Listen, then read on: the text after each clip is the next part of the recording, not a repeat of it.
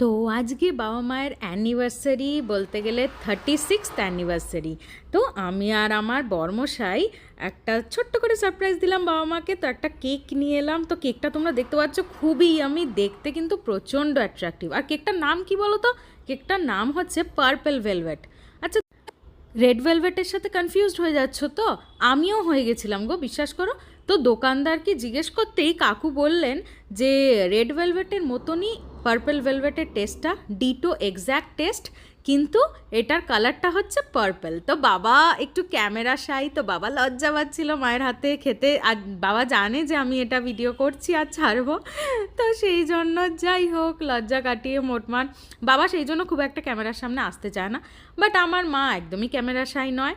তো কেকটা কিন্তু প্রচণ্ড টেস্টি ছিল। আর এই দেখো মা কেক খাওয়াচ্ছিল আমাদেরকে। তো আমি হাঁ করেছিলাম, মা প্রথমে জামাইকে খাওয়ালো। এই জন্য বলে জামাই নিজের হয়, বিয়ের পর মেয়েরাই পর হয়ে যায়।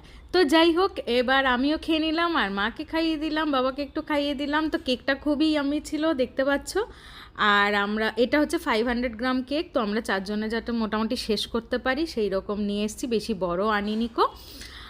আর হচ্ছে এই ব্যাপার। তো এইভাবেই আমরা সেলিব্রেট করলাম সন্ধ্যাটা। আর দেখে নাও ছবিটা তুলেছি কেকটার, খুবই কিউট দেখতে আর কেকটা খুবই টেস্টি ছিল। আর আমাদের বাড়ির কাছেই একটা কেকের দোকান আছে, তো সেখান থেকে নিয়েছিলাম।